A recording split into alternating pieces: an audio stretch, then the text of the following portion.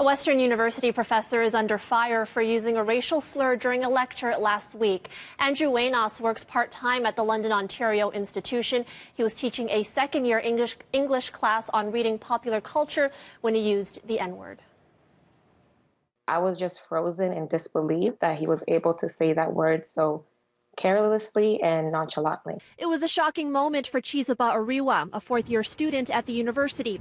On Wednesday, Waynos showed the class the first episode of the 90s sitcom The Fresh Prince of Bel-Air. It was in reference to the butler Jeffrey that the white professor began speaking about the show's critique of race in class. Our teacher started to explain that pre-emancipation, there were house slaves and field slaves. And he said that house slaves were referred to as house N-word. And then he said the full derogatory term.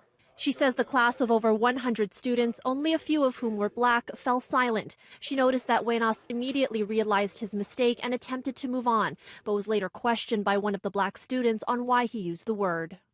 He said that he chose to use the N-word to get a reaction out of the class. As a black student who was in one of the first front rows, my position was overlooked and I felt devalued and I felt like he completely humiliated me.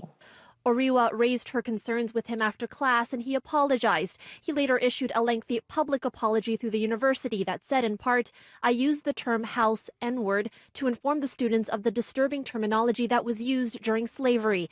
I immediately regretted my words and there was some discussion of my choice in class, but I could have handled the situation more thoughtfully." He goes on to say, "I extend my sincerest apologies to all my students, the Department of English and Writing Studies, Western and the London community. I recognize that my use of the word, regardless of context and intention, is unacceptable in all instances." But Oriwa doesn't think the apology goes far enough, saying he failed to take full ownership of what was said in class. We reached out to Waynos, but he declined to comment further. Western has not released a statement of its own on the incident, only saying that Waynos' actions were, quote, not in keeping with Western's values. Is this something that he should lose his job over?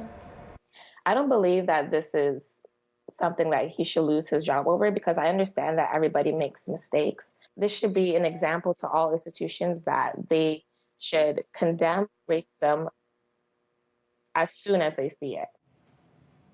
Oriwa is calling on the university to do more to address issues of racism and discrimination on campus. She is currently working to transfer out of that particular class.